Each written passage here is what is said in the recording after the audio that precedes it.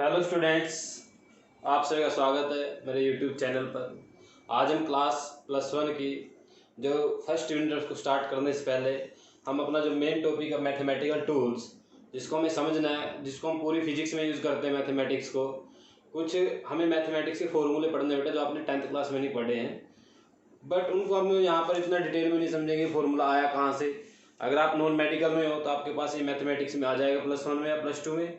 अगर आप मेडिकल में हो तो आप सिर्फ इन फॉर्मूलों को याद कर सकते हो और इनका हम यूज़ सीख लें, कैसे इनका यूज़ करना है, और इनको हम अपनी फिजिक्स में अप्लाई करते चलेंगे, क्योंकि इनकी फिजिक्स में बड़ी ज़रूरत पड़ती है। इसलिए इसका नाम रखा गया मैथमेटिकल टूल्स। ये कोई यूनिट नहीं है, ये चैप्टर नंबर 0 बोला जाता है इसको, चैप्टर 0। अगर फिजिक्स की लैंग्वेज में लिखना है आपको तो हम इसको क्या करते हैं, मैथमेटिकल टूल बोल देते हैं। और इसका बड़ा यूज़ आपके फिजिक्स के अंदर आप देखेंगे, इसके बिना फिजिक्स नहीं समझ पाएंगे इनके बिना। तो मैं आपको कुछ फॉर्मूले यहाँ पर सिखाता हूँ। तो सबसे पहला जो फॉर्मूला है बायनोमियल थ्योरम।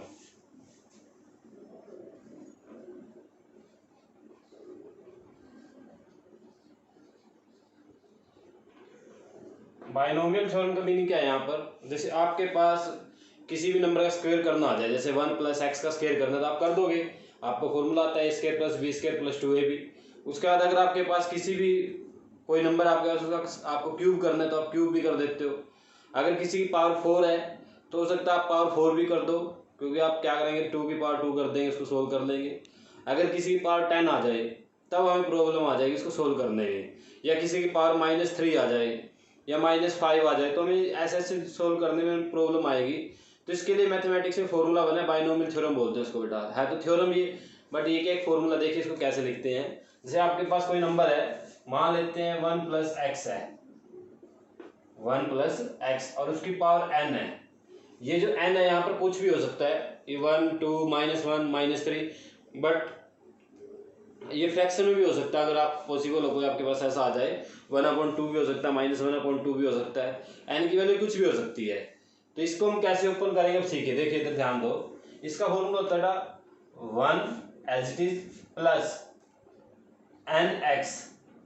x कौन है, जो यहाँ पर होगा, जो ये वैल्यू होगी उसको x बोल रहे हैं हम, ठीक है। इसका एग्जाम्पल भी करके दिखा दूंगा आपको मैं। उसके बाद n × n-1/2, 2 फैक्टोरियल होता है ऐसे, ये फैक्टोरियल अब आपके लिए एक नया वर्ड आ गया। इसको क्या लिखेंगे, कैसे इसको सोल्व करेंगे भी समझा देता हूँ आपको।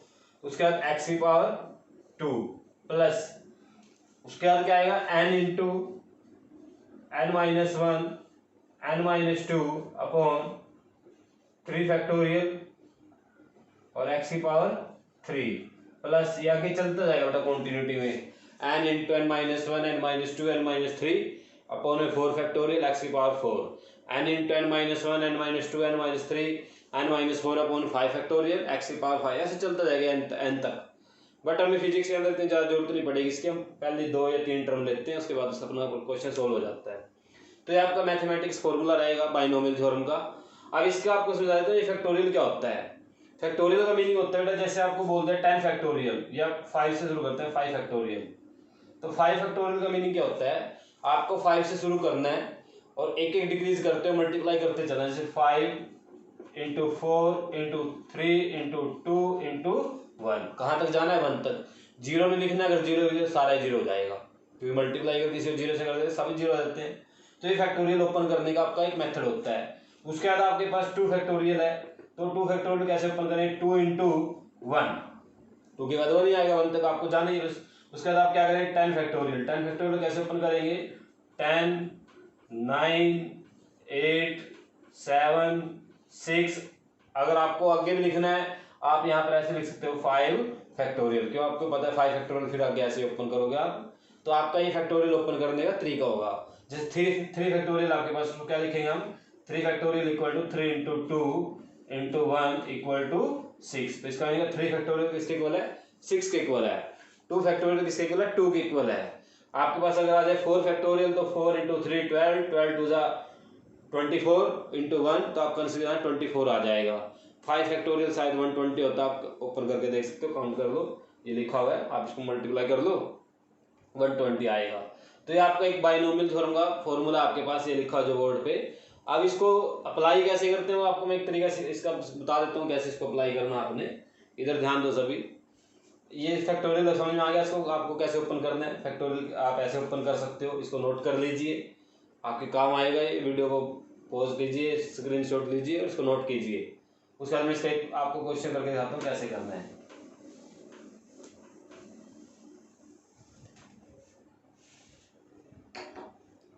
देखिए जैसे आपके पास आ गया पेपर में a प्लस जी की पावर -2, a प्लस जी की पावर -2, और आप इसको चाहते हो कि बाइनोमियल थ्योरम लगाई जाए इसके ऊपर। बट देखिए बाइनोमियल थ्योरम में क्या था, यहाँ पर 1 था जबकि यहाँ पर क्या है a है। तो आपने क्या करना है, ऐसे क्वेश्चन में a को कॉमन ले लेना इसमें से। तो आप जब इसमें से a कॉमन लोगे तो a बार आ गया, ऊपर पावर -2 थी तो 2 -7 में भी आएगा बाहर। उसके बाद यहाँ से बचेगा 1 प्लस यहाँ से g था g अपॉन a। देखिए कॉमन का मीनिंग क्या होता है, जब किसी नंबर को कॉमन ले लेते हैं सबके साथ उसको डिवाइड कर देते हैं। तो a को a से डिवाइड करेंगे 1, g को a से डिवाइड करेंगे, और a की पावर -2 थी वो बाहर आ चुका है और -2 इसकी पावर एज इट इज। तो आपका ये फॉर्मूला बन गया। अब आपको पता है a की पावर -2 तो आप ऐसे लिख दोगे a की पावर 2, रेसिप्रोकल हो जाएगा। ये तो बड़ा सिंपल आपके लिए। इस पे क्या करेंगे, बाइनोमियल थ्योरम लगाएंगे।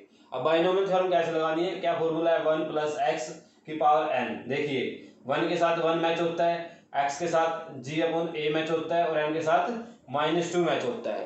तो आप इस फॉर्मूला वाले पुट करते चलिए, आपका आंसर आता चलेगा 1 प्लस एन एक्स, एन कितना बेटा -2, x कितना है g अपॉन a, मल्टीप्लाई कर दिया, plus n into n -1, n कितना आपका -2, -2 -1 अपॉन 2 g अपॉन a की पावर n, ये सॉरी 1 कितने आ गई, 2 आ गई। उसके बाद देखो बेटा ये इसके साथ 1 plus N X plus n minus n into n -1 upon 2 factorial, x की पावर 2, तो x कितना बेटा g अपॉन a उसकी पावर 2। आगे भी आप इसको लिख सकते हैं ऐसे सोल्व करते हुए, ये बहुत दूर तक जाएगा ऐसे अगर लिखोगे आप इसको। तो हमें इसको इतना फिजिक्स के अंदर तो ज़्यादा लेंथ नहीं लिखना है, बस इसको इतना लिखिए, इसको सोल्व कर लीजिए। 1 अपॉन a स्क्वायर 1, देखिए माइनस का 2 है, g अपॉन a प्लस है तो माइनस हो जाएगा 2g अपॉन a। ये देखिए इसको सोल्व कीजिए, माइनस का 2 माइनस का 3, -2 और -3 की मल्टीप्लाई करेंगे बेटा -6 प्लस का 6 हो जाएगा और 2 से डिवाइड करेंगे 3, तो आपका आंसर आ जाएगा यहाँ से 3g का स्क्वायर अपॉन a स्क्वायर। ऐसे आपके आगे नंबर आते जाएंगे और आप इसको ओपन कर लेंगे। तो ये आपकी बाइनोमियल थ्योरम है जिसका हम आगे फिजिक्स में बड़ा यूज होता है। इसका सबसे ज़्यादा यूज होने वाला फॉर्मूला यही है, बाइनोमियल थ्योरम। बाकी जो फॉर्मूला है कोई कोई यूज होगा कोई यूज नहीं होगा, वो हम डिपेंड करेंगे क्वेश्चन के ऊपर, न्यूमेरिकल के ऊपर कि न्यूमेरिकल आप क्या कर रहे हो। तो ये आपके बेटा बाइनोमियल थ्योरम है, इसको फॉर्मूले को समझिए और इसका ये एग्जाम्पल आप नोट कर लीजिए। ये एग्जाम्पल के लिए मैंने आपको करवा दिया, ठीक है। और भी एग्जाम्पल आप देख सकते हो, आपकी बुक में होंगे या कोई आप इंटरनेट से आप चेक कर सकते हो, गूगल पे कोई क्वेश्चन आप देखना चाहते हो देख सकते हो। उसके बाद लॉगरिथम आता है बेटा। लॉगरिथम का मीनिंग होता है, अभी मैं उसको पहले आप इसका स्क्रीनशॉट लीजिए, इसको नोट कीजिए, ठीक है। उसके बाद हम नेक्स्ट टॉपिक करते हैं स्टार्ट अपना, जिसके बाद आएगा टॉपिक। अगर इसमें कोई आपको पॉइंट समझ में ना आए बेटा तो आपके पास डिस्क्रिप्शन में कमेंट अपना जो है मोबाइल नंबर डालता हूँ व्हाट्सएप, जिस पे कर सकते हो आप मेरे को, या आप कमेंट सेक्शन में यूट्यूब पर भी कमेंट कर सकते हो, आपको आपका रिप्लाई मिल जाएगा। अगर आपको कोई पॉइंट समझ में ना आए इससे, या किसी पूरे चैप्टर से कोई पॉइंट समझ में ना आए तो मेरे से पूछ सकते हैं आप। तो नेक्स्ट टॉपिक जो आपका लॉगरिथम,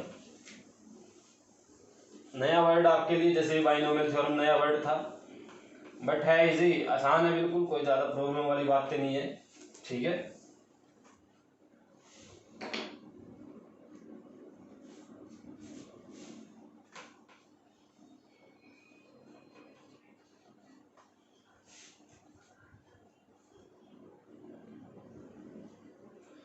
लॉगरिथम बेटा इसका मीनिंग क्या होता है, देखो इधर ध्यान दो। इसको यूज देखो, इसको लॉग से लिखते हैं ऐसे LOG, पूरा वर्ड में लिखा था तो जैसे मैथमेटिक्स को मैथ से लिख देते हैं, तो इसको LOG लॉग से लिख देते हैं। इसका यूज क्या होता है, कई बार हम फॉर्मूला याद कर लेते हैं, इसका यूज हमें पता नहीं हम क्यों हमने लॉगरिथम इतना याद किया।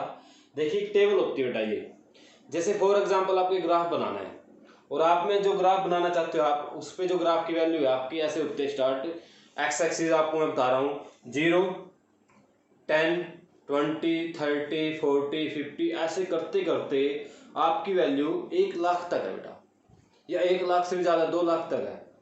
ऐसे ही वाई एक्सिस है जिसमें कि आप कितना 100 का है, और 100 से लेके आपकी जो वैल्यू जा रही है वो 1 लाख तक जा रही है। तो आप इतना बड़ा ग्राफ कहाँ से लेके आएंगे? जो आप इतना बड़ा ग्राफ पॉसिबल ही नहीं होगा। अगर आप इतना बड़ा ग्राफ बनाते हो तो आपको समझ में नहीं आएगा, आप कंफ्यूज हो जाएगा पूरे पॉइंट ग्राफ के ऊपर। कितना बड़ा ग्राफ बनेगा आप सोच सकते हो, और उसमें जो पॉइंट आप मार्क करोगे वो हैंडल करना भी आपके लिए प्रॉब्लम हो जाएगा बेटा। तो हम ऐसे केस में हम क्या करते हैं, लॉग का यूज करते हैं। लॉग क्या होता है बेसिकली, जैसे आपको 100 लिखना है तो 100 को हम जब इसका लॉग कंसीडर कर लेंगे 100 का, तो उसको 100 नहीं लिखेंगे। तो लॉग का क्या होता है, इधर ध्यान दो एक बार, मैं आपको समझा देता हूँ एक पॉइंट। जैसे लॉग की वैल्यू हमने लिख दी 100 ऐसे, तो ये जो वैल्यू होती है 100, इसको हम लिखते हैं बेटा 2। ये किसके इक्वल आ जाता है, 2 के इक्वल आ जाता है log 100। अब कहाँ पर 100 था उसको हमने कहाँ पर कॉम्प्रोमाइज श्रिंक कर दिया 2 तक, तो आपका ग्राफ बड़ी आसानी से बनेगा। ऐसे ही आप 1 लाख लिखिए, 1 लाख को क्या करेंगे हम, जैसे log 1 लाख लिखो ऐसे, 50 आते हैं, इसको ऐसे लिखो 10 की पावर 5। तो इसमें क्या होता है 5 आगे जाता है, 5 log 10, और log 10 होता है 1, तो आपका आंसर कितना आ जाएगा 5। तो इसका मीनिंग आपका ग्राफ पता कितना बनेगा 1 2 3 4 5। बस कहाँ वैल्यू थी लाख और कहाँ पर वैल्यू आ गई 5। तो आप समझ सकते हो log का यूज हमने कहाँ पर किया। अब इसको लिखते कैसे हैं, इधर ध्यान दो। जैसे log हमारे पास ऐसे लिखा जाता है, log a की पावर x है, क्या हमारे पास log a की पावर x, तो इसको हम ऐसे लिख सकते हैं, x आगे आ जाता है बेटा और log a। अब आपको देखो, मैंने तो यहाँ पर पता है कि log 10 की वैल्यू कितनी होती है, 1 होती है। अब आपको log की 10 की वैल्यू कहाँ से पता चलेगी, कहाँ से इसकी वैल्यू देखोगे आप, तो इससे हमारे पास एक टेबल आती है बेटा मार्केट में, ये आपकी बुक में भी मिलेगी आपको, जो आप बुक परचेज करोगे, NCERT हो या कोई भी बुक हो, या कोई आपके पास मैथमेटिक्स की बुक है, कोई भी है बेटा। अगर कोई बुक भी नहीं है, आप गूगल पे डाउनलोड कीजिए, इसको PDF आ जाएगी आपके पास पूरी।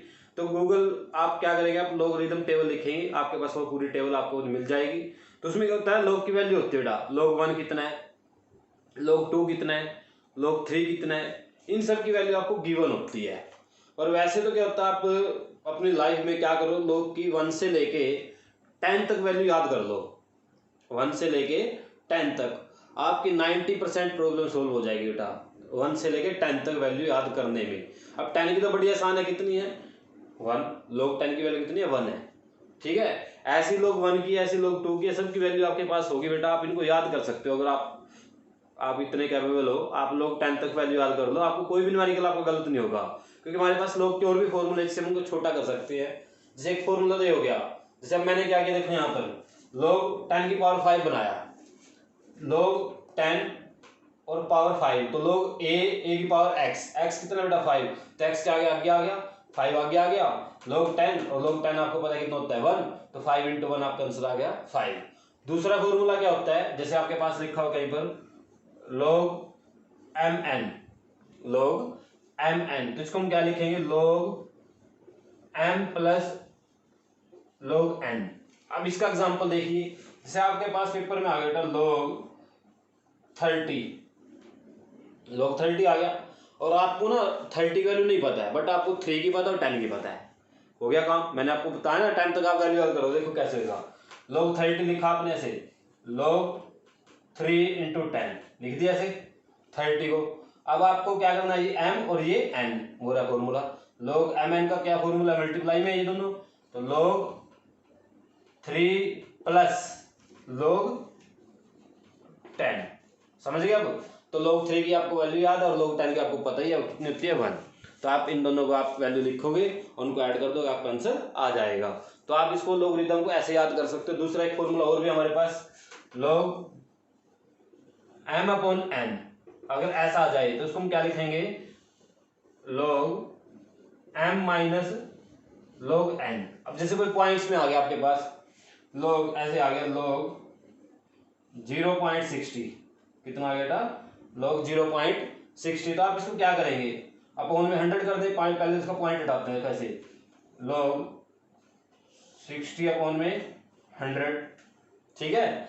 इस 0 से हमने 0 कैंसिल कर दिया, तो आपकी वैल्यू कितना है, log 6/10। तो आप इसको कैसे लिखेंगे, log 6 माइनस का log 10, क्योंकि ये m और ये n, वो रहा फॉर्मूला आपके पास log m/n का, तो क्या आएगा log m minus log n। तो आपके पास ये 3 फॉर्मूला आपको याद रखने बेटा +1 के अंदर, ठीक है। मेडिकल वाले जरूर याद रखेंगे, क्योंकि नॉन मेडिकल वालों के पास तो पूरा मैथमेटिक्स है, और उनके पास तो ये हाई फॉर्मूले, इससे बड़े बड़े फॉर्मूले भी आने वाले हैं, वो तो करेंगे इनको। मेडिकल वालों के पास नहीं आएंगे ये फॉर्मूले, सिर्फ उनको मैथमेटिक्स की थोड़ी जो एक झलक आपको दिखेगी मेडिकल में, वो फिजिक्स में दिखती है बेटा मैथ की। आपके पास मैथ का कोई रोल ही नहीं होगा, आपको थोड़ा सा मैथ पढ़ना है, वो फिजिक्स में पढ़ना है, उसके बाद आपके पास कोई मैथ नहीं है, ठीक है। तो ये आपके फॉर्मूले हैं, आप लोगरिथम का जो टॉपिक है उसको हम ऐसे याद रखेंगे, बड़ा आसान है, तो इसको नोट कीजिए, समझिए बेटा। ये आपको मैंने इसके एग्जाम्पल दिए, और एक समझाइए बात आपको, और उसके बाद आपके माइंड में चल रहा है कि लॉग का यूज़, मैंने सबसे पहले आपको लॉग का यूज़ ही सिखाया है। और लॉग को एक हमारे पास फॉर्मूला नहीं बेटा, एक तो ये टेबल है, जैसे आपने क्या करना, 100 है, 100 नहीं लिखना चाहते आप, उसको क्या कर दो, log 100 लिख दो, और log 100 की वैल्यू हो जाती है 5। बट कंडीशन क्या होती है, जब आप log कंसीडर करोगे तो जितनी भी आपके पास ऑब्जर्वेशन है सबका log कंसीडर करना ग्राफ पे, ये नहीं कि अकेले एक वैल्यू का log कंसीडर किया और उसकी वैल्यू नहीं, आपको सारी ऑब्जर्वेशन का log कंसीडर करना है, तब आपने उसकी वैल्यू लिखनी है। अगर आप ऐसा नहीं करोगे तो आप बड़ी परेशानी में, इतना बड़ा ग्राफ बनाओगे, परेशान हो जाओगे बेटा, मैथमेटिक्स वीक बोला जाएगा आपको, ठीक है। क्योंकि मेरे साथ ऐसा एक किस्सा हो चुका है, मेरे को भी नहीं पता था इसका यूज़ क्या होता है, तो मैंने भी नहीं यूज़ किया इसका, और मैं ग्राफ बना के लेके गया, इतना बड़ा ये बोर्ड है, इतना बड़ा ग्राफ बना, पहले तो मार्केट से इतना बड़ा ग्राफ खरीद के लेके आए हम कहीं से ढूंढ के, ठीक है ना। तो इतना बड़ा ग्राफ हमने खरीदा, उस पर ग्राफ बनाया, और ग्राफ बना के जब हम लेके गए टीचर के सामने, तो टीचर ने देख के ग्राफ हमें एक बात बोल दी कि बेटा आपको मैथमेटिक्स नहीं आता। अब मैथमेटिक्स तो हमें आता था, हम देख रहे एक दूसरे की तरफ भी क्या, और पूरी क्लास ने बनाया हुआ है ऐसे ही ग्राफ, तो बाकी का तो पता नहीं, पर मैं समझ गया, मेरे को बोला उन्होंने कि बेटा आप log कंसीडर कर लेते। फिर उस दिन के बाद मेरे को समझ में आया कि log का यूज़ क्या होता है, कहाँ हम log का यूज़ कर सकते हैं डेली लाइफ में। तो आपको मैंने बता दिया log का यूज़ आप कहाँ पर करेंगे, जैसे आपके पास कोई डाटा आपने तैयार करना है, और डाटे की वैल्यू बहुत ज़्यादा आ रही है, बार बार आप देख रहे हो 1,00,000 2 लाख में जा रही है, और उस डाटा को आप एक पेज पे दिखाना चाहते हो, तो क्या करो, log कंसीडर कर दो पूरी ऑब्जर्वेशन का, सभी का, आपकी वैल्यू छोटी होती चलेगी, सारी पॉइंट्स में आ जाएगी, 0.2 0.1 ऐसे बिल्कुल छोटी हो जाएगी बेटा, तो आप अपना ग्राफ आसानी से बना सकते हो। उसके बाद नेक्स्ट टॉपिक करते हैं, ये समझ में आ गया होगा आपको बेटा, ठीक है। अगर कोई प्रॉब्लम आए तो हम आपके साथ है, ठीक है। वैसे तो हम अकेले हैं बेटा, दुनिया में अकेले आए थे, अकेले जाएंगे। नेक्स्ट टॉपिक जो करेंगे हम इसके बाद, हाँ, डिग्री का और रेडियन का बड़ा रोल रहेगा बेटा फिजिक्स के अंदर, डिग्री और रेडियन। आपको पता है कि आपके पास 360 डिग्री है, तो कितने रेडियन के इक्वल होगा वो, ठीक है। तो पहले तो मैं आपको एंगल निकालना सिखा देता हूँ, थीटा कैसे निकालते हैं। जैसे आपके पास एक सर्कल है, ये आपने एक सर्कल बनाया, ठीक है, इसका डायमीटर मैंने 2 डायमीटर बना लिए, इसका सेंटर है O पॉइंट पे, और आपका जो थीटा है वो ये है। इस थीटा की वैल्यू हम कैसे निकालते हैं, देखिए यहाँ से यहाँ तक ये थीटा कवर किया इसने, ए से लेके बी तक, ये एक एंगल है बेटा, ये एंगल कैसे एंगुलर है, आपने जो एंगल पढ़े हैं वो लीनियर पढ़े हैं। जैसे आपको बोलते हैं 20 डिग्री, तो आप क्या करते हो, जैसे एक्स एक्सिस और वाई एक्सिस में 20 बनाना, तो आप क्या करोगे, ऐसे उठा दोगे, ये 20 बन गया, 90 ऐसे कर दोगे, 180 दोनों को ऐसे कर दोगे, तो ये आपके पास एंगल होते हैं। यहाँ पर क्या है, आपको एक सर्कल पे चलना है, और सर्कल पे कैसे चलना है, आपको बोला जाएगा कि सर्कल पे 20 डिग्री चलो, तब सर्कल पे आप 20 डिग्री आपके दिमाग में कैसे चलें, तो 20 डिग्री ऐसे बनेगा, ए से बी। अब ये 20 डिग्री हम कैसे निकाल लेंगे, आप इसको देखिए कैसे समझेंगे, हम इसको थीटा कैसे निकालते हैं। ये आर्क है, ए से बी तक क्या है, आर्क बोलते हैं इसको, और ये क्या है इसका रेडियस, ओ से ए तक क्या इसका रेडियस है। तो थीटा का फॉर्मूला क्या होता है, theta equal to length of arc,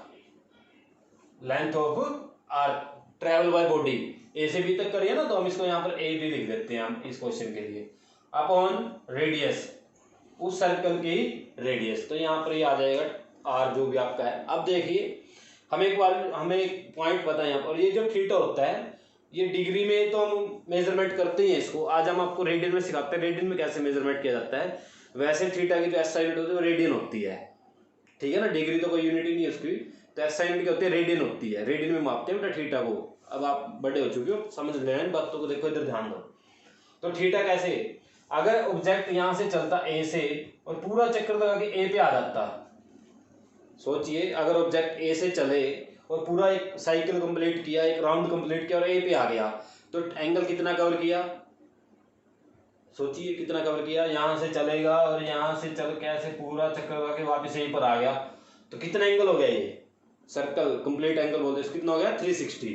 तब देखिए जब थीटा इक्वल टू, यहां पर लिखता मैं theta equal to 360, theta equal to 360, length of R कितना हो गया बेटा, लेंथ ऑफ आर, सोचिए यहां से ए से लेके वापस ए पे आ गया, तो ये लेंथ कितनी ट्रेवल की आपका, अगर मैथमेटिक्स स्ट्रॉन्ग है तो 2 पाई आर, आप नई नई ताजी ताजी सी 10th किया आपने अभी, और पूरा एक चैप्टर था इसके एरिया ऑफ सर्कल का, वो आपको याद होगा 2 पाई आर।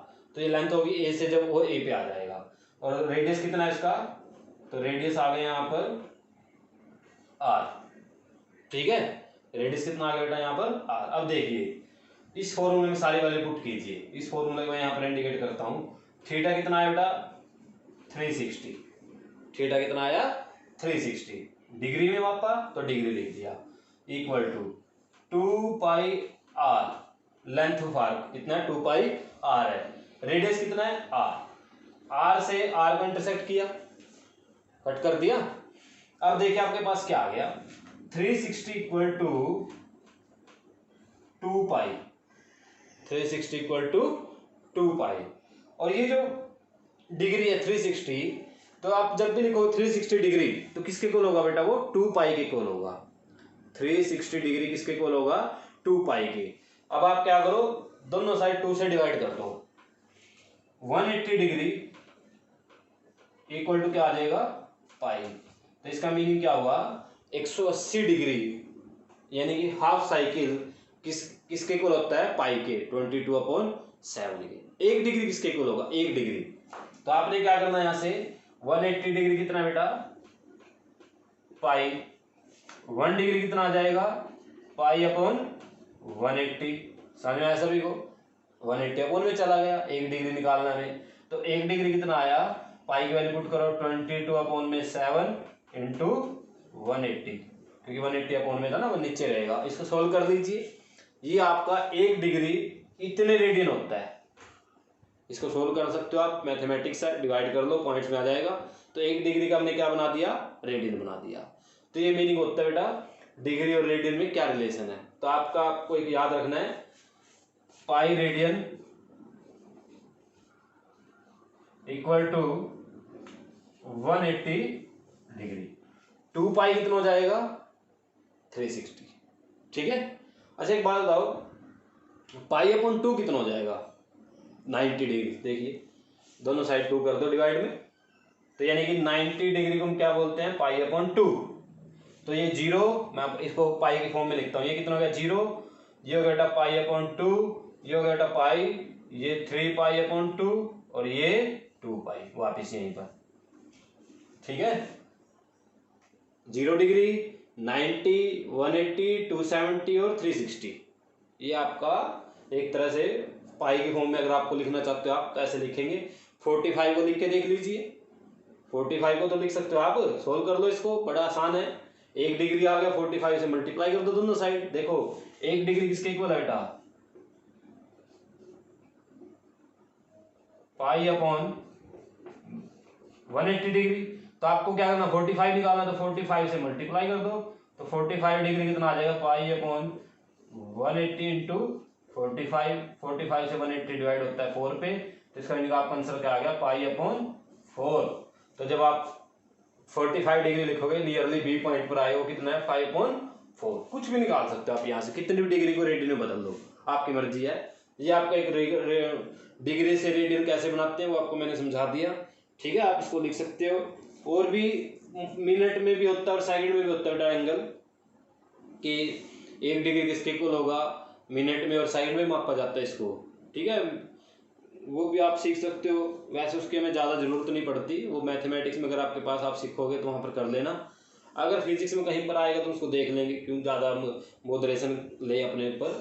इतना काम अगर स्टार्टिंग में करेंगे हम इतने फॉर्मूले, तो आपको लगेगा ये पता नहीं क्यों इनका क्या था, अब यूज़ किस चैप्टर में हमें अभी कोई आइडिया नहीं है बेटा। हो सकता है सेकंड में भी हो जाए, कोई न्यूमेरिकल आ जाए, हो सकता है 10th यूनिट में भी हो, 10th चैप्टर में सीधा, कोई डिपेंड नहीं करता। हमारे पास ये फॉर्मूले हैं, कहीं पर भी आ सकते हैं, इसलिए हम इनको पहले सीख रहे हैं और ये जरूरी भी है।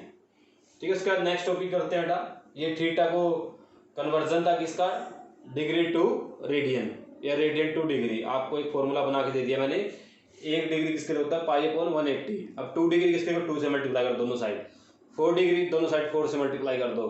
45 दोनों साइड 45 से मल्टीप्लाई, 90 दोनों साइड 90 से। ऐसे करते चलो, आपके आंसर आते चलेंगे।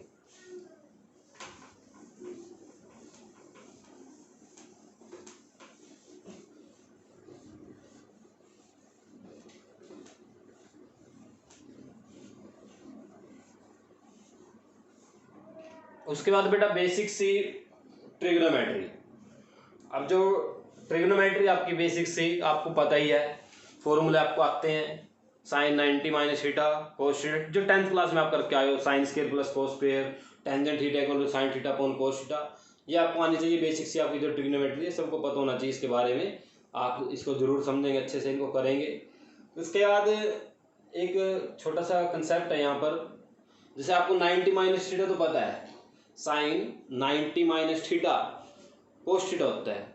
साइन 90 प्लस थीटा कितना होता है, ये प्लस में भी होता है। 180 माइनस थीटा कितना होता है, ये 180 में भी होता है बेटा, सभी में होता है ये।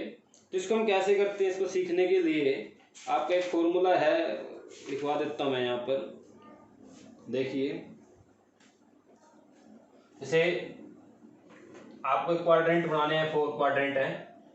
क्वाड्रेंट समझते बेटा, फर्स्ट क्वाड्रेंट, सेकंड, थर्ड और फोर्थ, आपको पता ही है। ये 0, 90, 180, 270 और फिर 360 अभी किया हमने, इसी केस में किया है। ये क्या है, आपकी ट्राइगोनोमेट्री जो आपकी है ना, उसके छोटा सा कंसेप्ट है। देखिए कौन पॉजिटिव होता है कौन नेगेटिव होता है। जैसे आपके पास आ गया साइन 180 डिग्री आ गया, ठीक है, तो जब आप साइन 180 की वैल्यू निकाल लोगे, वो माइनस में आएगी या प्लस में आएगी। आपके पास आ गया कोस 270 डिग्री आ गया, अब आप कोस 270 की वैल्यू निकालोगे, वो माइनस में आएगी प्लस में आएगी। तो ऐसे हमारे पास क्वेश्चन आ सकते हैं। अब इनको कैसे सोल्व करेंगे हम, वो देखिए, समझा देता हूं आपको मैं यहाँ पर। देखिए एक वर्ड है मैथमेटिक्स में जो नॉन मेडिकल में पढ़ेंगे, और आपको भी वही टीचर पढ़ाएंगे बेटा जिन्होंने मेरे को पढ़ाया है। तो आपको एक फॉर्मूला याद करवाया जाएगा वहां पर, after school to college, after school to college, after school to college. After का मीनिंग यहाँ पर ए लिया जाएगा, ऑल पॉजिटिव। तो इसका मीनिंग क्या होता है, यहाँ पर सभी पॉजिटिव होते हैं, ऑल पॉजिटिव। जितनी भी रेशियो होती हैं, जैसे साइन थीटा कोस थीटा, सारे सारे 0 से लेके 90 तक। ये 0 है 0 डिग्री, और ये 90 डिग्री, ये 180 डिग्री, और ये 270 डिग्री, और फिर वापस कितना आ गया यहाँ पर 360 डिग्री। यानी कि 0 से लेके 90 तक, जैसे साइन 45 कोस 45, ठीक है ना, आप टेंजेंट 45, टेंजेंट 60, टेंजेंट 78, कुछ भी लो, 90 तक रहनी चाहिए आपकी वैल्यू। तो 0 से लेके 90 तक क्या होते हैं, सभी पॉजिटिव होते हैं, 6 की 6 रेशियो, साइन कोस सिकेंड को सिकेंड, टेंजेंट को टेंजेंट, 6 की 6 क्या होती है, पॉजिटिव होती है। इस सेकंड क्वाड्रेंट में कौन पॉजिटिव रहेगा, साइन आफ्टर स्कूल, स्कूल के लिए साइन आ गया, साइन और साइन का उल्टा को सिकेंड, रेसिप्रोकल जिनका, ये दोनों पॉजिटिव होंगे, बाकी सारे क्या आएंगे, नेगेटिव। तो इसका मीनिंग क्या देखो, साइन 180, 90 और 180 के बीच में आ रहा है, तो साइन 180 क्या आएगा, पॉजिटिव। समझ गए। कोस 145, तो आप जब कोस 145 को सोल्व करोगे, इसकी जो वैल्यू आएगी वो माइनस में आएगी। ठीक है, क्लियर। अब आ जाइए इस पॉइंट पे, ऑल आफ्टर स्कूल टू का मीनिंग टेंजेंट, तो टेंजेंट और को टेंजेंट ये पॉजिटिव, बाकी सारे नेगेटिव। ठीक है, बाकी 4 बचे हुए हैं। उसके बाद इसमें क्या आएगा, after school to college, college के लिए आ गया बेटा यहाँ पर कोस, तो कोस थीटा और सीकेंट थीटा एक दूसरे के रेसिप्रोकल हैं, और ये क्या रहेंगे यहाँ पर पॉजिटिव, बाकी सारे क्या रहेंगे यहाँ पर नेगेटिव। तो ये आपका फोर्थ क्वाड्रेंट है। ठीक है, ये 4 क्वाड्रेंट आप याद रख सकते हो, इनकी वैल्यू आप ऐसे करेंगे। अब आपके लिए बड़ा आसान हो गया निकालना। अब देखिए मैं आपको एक छोटा सा एग्जांपल देता हूँ, समझा के दिखाता हूँ आपको। ये तो मैथमेटिक्स पढ़ रहे हैं बेटा हम, ठीक है ना, मैथ्स कर रहे हैं। नॉन मेडिकल वालों को मैथ ही एक तरह से मैथ है, ये मैथ सिखाया जा रहा है यहाँ पर। देखिए तो ध्यान दो, जैसे आपके पास आया साइन 145, साइन 145। अब साइन 145 को लिखने के आपके पास 2 तरीके हैं। आप इसको लिख सकते हो 90 प्लस थीटा, या आप इसको लिख सकते हो 180 माइनस थीटा। दोनों साइड से लिखा जा सकता है इसको। तो हम पहले लिखते हैं इसको ऐसे, साइन 90 प्लस, अच्छा 145 है ये, तो आप इसको 35 कर लो, आपके लिए थोड़ा इजी हो जाएगा वैल्यू ज़्यादा, 35। तो 90 प्लस 45 ऐसे लिखेंगे। ठीक है, तो जब यहाँ पर 90 आ जाए, 90 माइनस थीटा या 90 प्लस थीटा है, तो आपकी रेशियो बदल दी जाती है। जैसे साइन का क्या बन जाएगा, कोसाइन। अगर कोसाइन होता तो क्या बन जाता, साइन। समझा बेटा बात आपको। अगर 180 आ जाता, जैसे इसका, अब इसका आंसर लिखते हैं हम, साइन 90 प्लस थीटा, तो कोसाइन थीटा कोस 45। प्लस रहेगा माइनस रहेगा वो इस पे पता लगेगा आपको। तो किसके बीच में वैल्यू है, 180 से 0 से 90 से 180, साइन पॉजिटिव है तो ये क्या रहेगा, पॉजिटिव रहेगा आपका आंसर।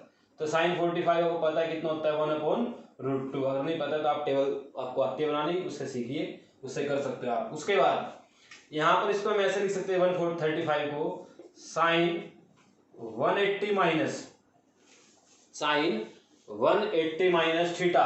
अब थीटा कितना लिखूं ताकि 135 आए, तो 45 ही आएगा बेटा उस केस में भी। 180 में से 45 माइनस करें 135 आएगा। अब इसमें और इसमें क्या चेंज है, यहाँ पर जब 90 आता तो रेशियो चेंज हो जाती है, बट जब 180 हो तो रेशियो चेंज नहीं होगी। आपका आंसर क्या आएगा, साइन है तो साइन में ही रहेगा, साइन 45। समझ गए, sine 180 minus theta sine theta, sine 90 plus theta cosine. जब भी 90 आ जाए, माइनस में हो या प्लस में हो, देखो साइन 90 प्लस थीटा तब भी बदलेंगे, और साइन 90 माइनस थीटा तब भी बदलेंगे। साइन 180 माइनस थीटा नहीं बदलेंगे, साइन ही रहेगा, और साइन 180 माइनस थीटा उसको भी साइन रखेंगे। तो यानी कि अगर 180 आ जाए माइनस उसके बाद या प्लस हो तो रेशियो चेंज नहीं होती, वही रहेगी। प्लस माइनस यहाँ से पता चलेगा। अब आपके पास एक छोटा सा और एग्जांपल लेते हैं हम। जैसे आपके पास आ गया कोस, आपके पास वैल्यू आ जाती है कोस, और 180 में आप क्या करो 60 ऐड कर लो, तो कितना बनेगा 240। मान लेते हैं 240, कितना मान लेते हैं, कोस 240। अब देखिए कोस 240 है, किस क्वाड्रेंट में लाई करता है, थर्ड में लाई करता है। 180 और 270 बीच में आ रहा है, तो इसका इसकी वैल्यू तो नेगेटिव आएगी, आपको क्लियर है। वैल्यू क्या आएगी इसकी, माइनस में आने वाली है। अब वैल्यू कितनी आएगी वो देखिए, तो इसको मैं लिख देता हूँ कोस, अभी मैंने जैसे आपको बताया 180 प्लस 60, क्योंकि आपको 60 की वैल्यू पता है, तो आप क्या करेंगे, कोस 180 आ गया ना, तो क्या रहेगा, कोस रहेगा। तो कोस 180 प्लस थीटा कितना आ जाएगा, कोस थीटा, और कोस 60 कितना आएगा, माइनस आएगा, आपको पता है क्या हो जाएगा, माइनस, क्योंकि थर्ड क्वाड्रेंट में है।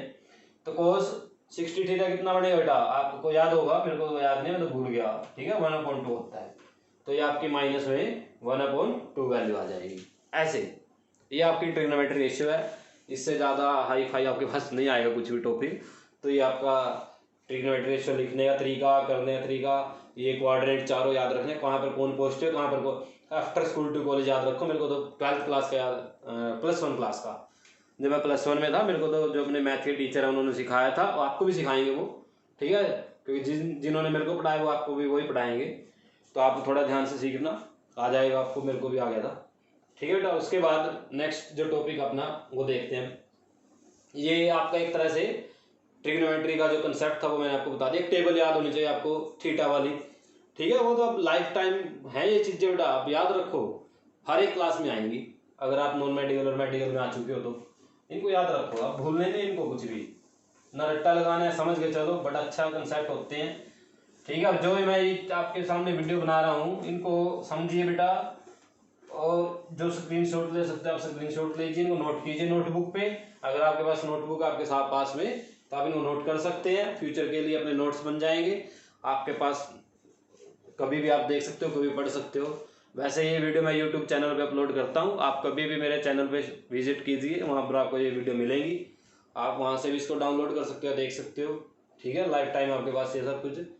और चैनल को सब्सक्राइब बेटा जरूर करें ताकि आपके पास पहुँचती रहे टाइम टू टाइम। अच्छा, एक छोटा सा कंसेप्ट रह गया बेटा यहाँ पर, जो सबसे ज़्यादा यूज होता है। वो सबसे ज़्यादा यूज होने वाला कंसेप्ट क्या है, जिसे मैं लिख देता हूँ यहाँ पर साइन थीटा। क्या लिख देते हैं यहाँ पर? Sine theta. और यहाँ पर बोल दिया जाता है where theta is small, very small. तो एक वर्ड और डालते हैं, very small. Theta is very small. इसका मीनिंग क्या होता है? अब आपको लिख दिया जाए where theta is very small और आपको बोल दिया जाए sine theta equal to theta. ठीक है, साइन का साइन हट गया। इसका मीनिंग क्या होता है? इसका मीनिंग समझिए बेटा, देखो इधर ध्यान दो। थीटा इज वेरी स्मॉल, तो थीटा वेरी स्मॉल का मीनिंग क्या? थीटा जीरो को अप्रोच करता है, जीरो नहीं है। जीरो को अप्रोच करना और जीरो होना दोनों में डिफरेंस है बेटा। एक तो होता है भाई जीरो ही हो गया, एग्जैक्ट जीरो है, तो साइन जीरो जीरो हो जाता। बट साइन जीरो के पास है, जीरो नहीं है, यानी कि ऐसे दिया 0.00001, 0.0002, ऐसे जीरो के आसपास है बट जीरो नहीं है। तो उस केस में क्या करना आपने? साइन थीटा किसके इक्वल हो जाता है? थीटा के इक्वल हो जाता है, क्योंकि आप सोचिए साइन जीरो कितना होता है? जीरो, और जीरो का यहाँ पर थीटा, तो साइन थीटा किसके इक्वल आ गया? थीटा के। थीटा कितना? जीरो। तो यहाँ पर क्या हो जाता है? साइन किसके इक्वल आ जाता है? Sine theta equal to theta. Cos में ऐसा नहीं होगा, क्योंकि कोस थीटा मानते हैं, cos theta zero, cos zero ले लेते हैं। तो कोस थीटा जीरो है जब, तो जीरो की वैल्यू कितनी थी कोस की? 1। अब थीटा तो जीरो था, वैल्यू आई 1, तो उसको हम ऐसे नहीं लिख सकते cos theta equal to theta, ये नहीं लिखा जा सकता कोस के केस में, क्योंकि कोस जीरो क्या होता है? जीरो आना चाहिए था, तब मैं ये कंडीशन लिख देता। ये किस किस में अप्लाई होगी? साइन थीटा में, यानी कि sine theta equal to theta, और टेंजेंट थीटा में, tangent theta equal to theta, क्योंकि ये दोनों स्मॉल वैल्यू में कितने होते हैं? जीरो होते हैं, यानी कि साइन जीरो में कितना होता है? जीरो। टेंजेंट जीरो में कितना होता है? जीरो। तो अगर आप साइन की थोड़ी सी वैल्यू बढ़ाओगे, 0.001 करोगे, तो उसकी वैल्यू कितना है? 0.001 हो जाएगी। ज़्यादा वैल्यू नहीं, बड़ी वैल्यू नहीं लेनी है, जैसे आप कभी सोचो 10, साइन 10 आएगा, नहीं, गलत हो जाएगा। ठीक है, ये कब होता है? जब जीरो के आसपास वैल्यू हो गया आपकी, लिखा ऊपर condition theta is very small, तो ये कंडीशन जरूर याद रखें। उसके बाद एक पॉइंट और सिखाता हूँ आपको मैं, जो सबसे ज्यादा यूज होता है फिजिक्स में। आपको किसी नंबर का स्क्वायर करना है, जैसे आपने कर दिया 0.2 का स्क्वायर कर दिया, तो जब आप 0.2 का स्क्वायर करोगे, स्क्वायर करने के बाद ये वैल्यू छोटी हो जाएगी। आप यहाँ पर नोट कर सकते हो, देख सकते हो। इसका स्क्वायर करो, आप रफ कॉपी में स्क्वायर करना, मैं ऐसे ही कर देता हूँ, 0.04 आएगा। तो 0.2 तो बड़ा था, उसका स्क्वायर किया और भी छोटा हो गया। अब आप सोचिए, अगर मैं इसका 0.2 का -3 क्यूब करता, और भी छोटा हो जाएगा। और ये अगर ये वैल्यू और छोटी हो जाए, तो 0.002 और इसका क्यूब किया, तो और भी छोटी हो जाएगी बेटा, बिल्कुल स्मॉल वैल्यू पे चला जाएगा। तो इसका मीनिंग क्या होता है? हम फिजिक्स में क्या करते हैं, जब ऐसे कोई स्मॉल वैल्यू आती है, 0. कुछ भी आगे समथिंग 0.001 है, और उसकी पावर हाइयर है, 2, 3, 4, 5 ऐसे पावर दी हुई है, तो हम उनको क्या करते हैं? नेगलेक्ट कर देते हैं, छोड़ देते हैं। इसका कोई इफेक्ट ही नहीं होना हमारे क्वेश्चन के ऊपर, इस वैल्यू का हमारी स्टेटमेंट, जैसे हम इसको ऐड भी करेंगे, इसमें कोई फर्क ही नहीं पड़ेगा, तब उसको क्या कर देते हैं? नेगलेक्ट कर देते हैं। Very small value having higher power are neglected, क्या कर देंगे? हम उनको नेगलेक्ट कर देंगे, क्योंकि उनका हमारी वैल्यू के ऊपर इफेक्ट ही नहीं होगा। तो ये भी एक बड़ा यूज होता है, एक ये कंसेप्ट और एक ये कंसेप्ट बहुत ज़्यादा यूज होने वाला है फिजिक्स में। ठीक है, एक लार्ज एक्सटेंट पे। तो उसके बाद नेक्स्ट टॉपिक करते हैं मैथमेटिक टूल का। वो क्या है वो समझाते हैं आपको, बड़ा इंटरेस्टिंग है वो भी।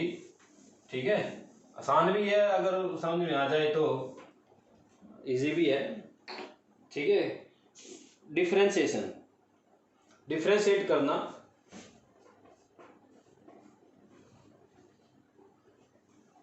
स्पेलिंग देख लेते हैं बेटा, स्पेलिंग मेरे को भी आपके जैसी होती है, काम होती है। मैं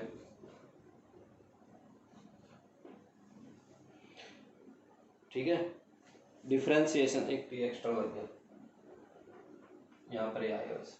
ठीक है, डिफरेंशिएशन। ठीक है, मैं भी मैथ कम यूज़ कर रहे हैं, इसका +1 का पढ़ते नहीं, हम भूल जाते हैं स्पेलिंग वगैरह जो होती हैं। तो डिफरेंशिएशन क्या होता है, इसका मीनिंग समझे, आपको स्पेलिंग तो याद हो जाएगी, कभी भी कर देना जिंदगी में। डिफरेंशिएशन, तो डिफरेंशिएशन का मीनिंग होता है जैसे एक क्वांटिटी दूसरी क्वांटिटी के साथ चेंज हो रही है। फॉर एग्जाम्पल टेम्परेचर है, आपका रूम का टेम्परेचर है और वो टेम्परेचर टाइम के साथ डिक्रीज होता है या इंक्रीज हो रहा है। तो इसका मीनिंग क्या हुआ, टेम्परेचर किसका फंक्शन है, टाइम का। भी अपने आप की कोई उसकी लिमिट ही नहीं है, वो किस पे डिपेंड कर रहा है, टाइम, तो टाइम पे डिपेंड कर रहा है टेम्परेचर। तो इसका मीनिंग टेम्परेचर टाइम पे डिपेंडेंट है। समझे बात मेरी, कि अब आपका टेम्परेचर 25 डिग्री सेल्सियस है, कुछ टाइम बाद क्या हो जाएगा, टेम्परेचर 30 डिग्री सेल्सियस हो जाएगा, कुछ टाइम बाद कितना हो जाएगा, 28 आ जाएगा, फिर 25, फिर 20, फिर इंक्रीज होना शुरू हो जाता है। तो इसका मीनिंग क्या, टेम्परेचर किस पे डिपेंड करता है, टाइम पे। तो यहाँ पर टेम्परेचर को क्या बोलेंगे, डिपेंडेंट, किस पे डिपेंड करता है, टाइम पे। और टाइम को क्या बोलेंगे, इंडिपेंडेंट, जो किसी पे डिपेंड नहीं करता।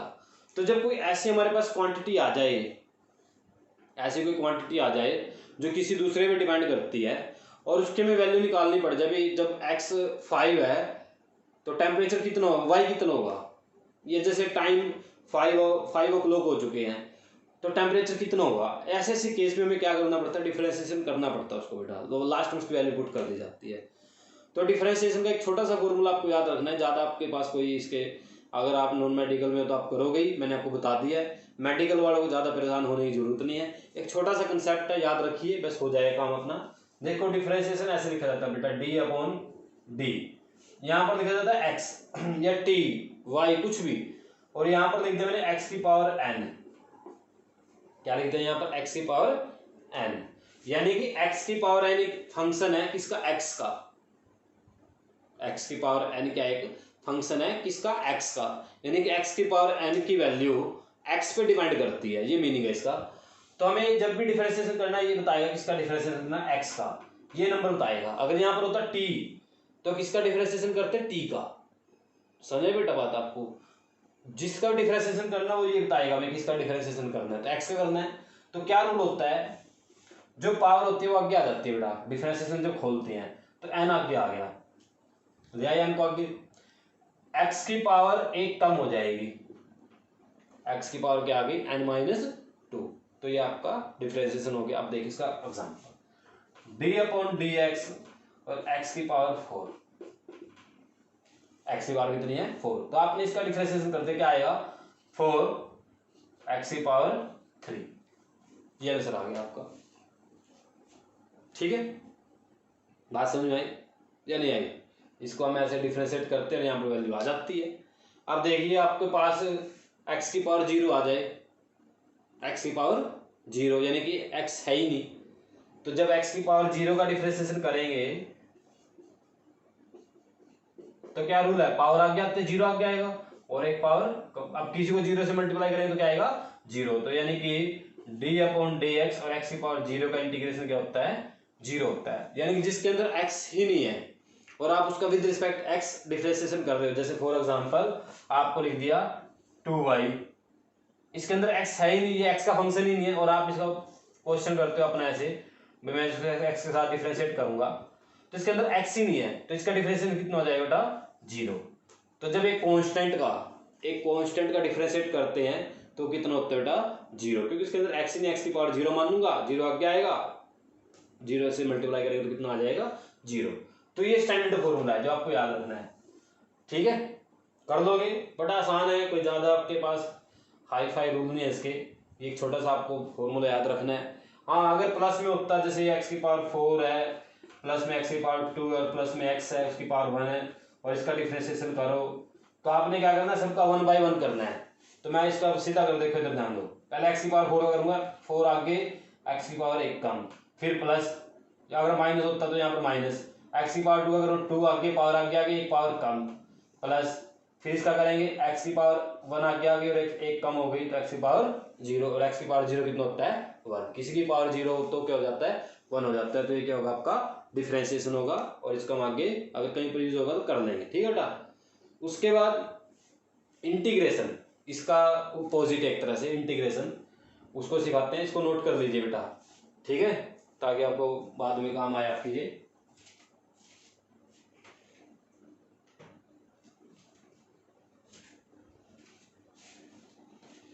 इंटीग्रेशन करते हैं बेटा, देखिए इंटीग्रेशन कैसे करना है।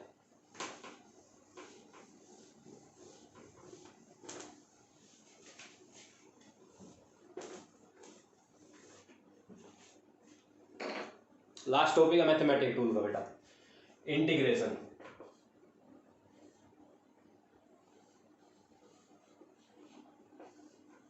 ठीक है, लास्ट टॉपिक होगा ये आज का अपना इंटीग्रेशन।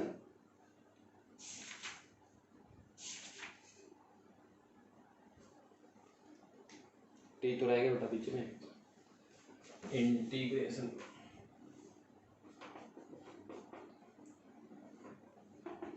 ठीक है, इंटीग्रेशन। अब इसको इंटीग्रेशन को हम कैसे करेंगे वो सीखिए। ये डिफरेंशिएशन का उल्टा बेटा, इसका स्टैंडर्ड फॉर्मूला जो आपके सामने वो लिख देता हूँ यहाँ पर। पहले तो इंटीग्रेशन का छोटा सा एक रूल समझाता हूँ, कंसेप्ट क्या है, इंटीग्रेशन होता क्या है।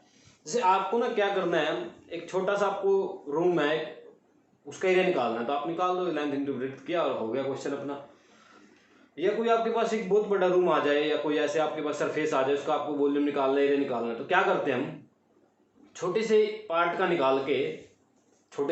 निकाल के उसको इंटीग्रेट कर देते हैं। उसके जो डायमेंशन होते हैं उसको माप के एक साइड के, भाई यहाँ से यहाँ तक इसकी लेंथ है, और उसको क्या कर दिया, उसको इंटीग्रेट कर दिया। इंटीग्रेट होता है एक छोटी सी चीज को लार्ज स्केल पे एक्सटेंड करना।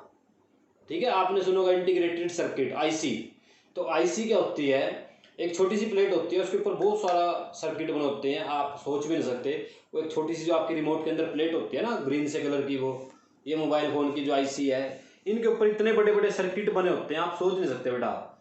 मिलियन वायर होते हैं इसके ऊपर, इतने वायरें लगे होते हैं, आप एक छोटी सी प्लेट के ऊपर, वो क्या इंटीग्रेटेड है, एक छोटे से लेवल पे उसको इंटीग्रेट किया हुआ पूरे रीजन पे। तो इंटीग्रेशन का भी नहीं क्या होता है, आप छोटे से पार्ट का एरिया निकाल के और बड़े का निकालना चाहते हो तो उसको इंटीग्रेट कर देते हो, लिमिट लगा देते हो उसकी। तो इंटीग्रेशन का साइन होता है बेटा ये ऐसे खींचा हुआ ऐसा होता है ऐसे, और ये अगर आपके पास लिखा है एक्स की पावर एन और डी एक्स। अब यहाँ पर ये डी एक्स बताएगा किसका इंटीग्रेशन करना है। यहाँ पर एक्स है तो किसका इंटीग्रेशन करना है, अपने एक्स का। अगर यहाँ पर होता है टी तो आपको किसका करना, टी का। वाई होता तो वाई, एन होता तो एन, ऐसे कुछ भी हो। इसका फॉर्मूला क्या होता है स्टैंडर्ड, इसमें रूल अलग है बेटा, इसमें पावर आगे नहीं आएगी, इसमें पावर पहले तो एक इंक्रीज होगी n+1 और अपोन में जाएगी n+, ये इसका रूल रहेगा। स्टैंडर्ड जो है बेसिक फॉर्मूला जो है ये है। अब मैं आपको इसमें देखिए क्या करना है, x की पावर 2 है और dx है और उसका इंटीग्रेशन करना है। तो क्या रूल है, x की पावर n कितना आ गया 2, n+1 यानी 2 + 1 3, अपोन में क्या आएगा n+1, n कितना बेटा 2, 2 + 1 कितना आ जाएगा 3, तो आपका आंसर कितना आ गया x की पावर 3/3। ये इसका इंटीग्रेशन का रूल है, समझ में आया। उसके बाद अगर x की पावर -1 आ जाए तो क्या रूल है इसका, आपको पता है एक पावर इंक्रीज करना है एक पावर डिक्रीज नीचे भी ऐड करना है। तो x की पावर -1 + 1 अपॉन -1 + 1, तो ये कितना आ गया है, तो x की power 0/0 not defined, something upon 0 क्या होता है बेटा, नॉट डिफाइंड। अच्छा ये नॉट डिफाइंड पता क्यों होता है, क्योंकि हमें पता ही नहीं 0 किससे मल्टीप्लाई करें और x आ जाए, इसलिए इसको नॉट डिफाइंड बोला जाता है बेटा। ठीक है, इन्फिनिटी नहीं बोलते इसको, क्या बोलते हैं, नॉट डिफाइंड। हमें पता नहीं हम 0 किससे मल्टीप्लाई करें और x आ जाए। इसका रूल थोड़ा अलग है बेटा, इस फॉर्मूले का सिर्फ क्या करना आपने, अगर आपके पास आ जाए ऐसे 1/x और dx, ये एक तरह से 1/x है बेटा, x की पावर -1 है तो क्या एक तरह से 1/x है। इसका फॉर्मूला होता है log x, इसका सीधा फॉर्मूला बेटा। अगर आपको 1/x का इंटीग्रेशन करना है तो उसका आंसर कितना आएगा log x। तो आप ऐसे इसको सोल्व कर सकते हैं। अब एक छोटा सा और एग्जांपल बता देता हूँ, x की पावर -2 है और साथ में लिखा हुआ dx। तो क्या करेंगे हम, हमें पता है क्या करना है, x की पावर 1 इंक्रीज हो जाएगी +1/-2 + 1, ये सबसे ज्यादा ही होता है x की पावर -2 फिजिक्स में। तो x की पावर -2 + 1 कितना होगा, x की पावर -1/-2 + 1 -1, तो आपका आंसर कितना आ गया, -1 है तो माइनस हो गया ये, और 1/x, x की पावर -1 कितनी हो जाएगी 1/x। तो ये बेटा आपके मैथमेटिकल टूल थे। वीडियो को देखिए, समझिए, जितना आप कोशिश करेंगे समझने की उतना आपको समझ में आएगा। और इससे अच्छा तरीका नहीं होता बेटा पढ़ने का, क्योंकि आपके पास वीडियो आ रही है, आप एक पॉइंट को भी कितनी बार देख सकते हो। ठीक है ना, उसको पीछे वीडियो अपनी बैक कर लीजिए, एक पॉइंट को भी आप 10 बार देख सकते हो। क्लासरूम में तो क्या होता है, हेजिटेशन होती है आप लोगों को, मैं बोल रहा हूँ, कोई पूछता है कोई नहीं पूछता है, एक पॉइंट अगर निकल गया तो निकल गया, इधर उधर ध्यान हो गया तो। हम यहाँ पर क्या फ़ायदा में, आप एक पॉइंट को 10-20 बार देखें, आपकी मर्जी है, और उसको जब तक अच्छे समझ में ना आए आगे ना चले, उसको समझे। अगर फिर भी प्रॉब्लम आ रही है आपको तो आप डिस्क्रिप्शन में मैंने अपना मोबाइल नंबर डाला हुआ है, व्हाट्सअप कर सकते हैं, या फिर आप यूट्यूब में जो अपना कमेंट सेक्शन है उसमें नीचे कमेंट कीजिए। और बेटा चैनल को सब्सक्राइब कीजिए, वीडियो को शेयर कीजिए, सभी को बताइए दोस्तों को, ठीक है ना। और इसको कीजिए अच्छे से अपनी स्टडी को, ताकि स्टडी इफेक्ट ना हो। ओके बेटा, थैंक यू।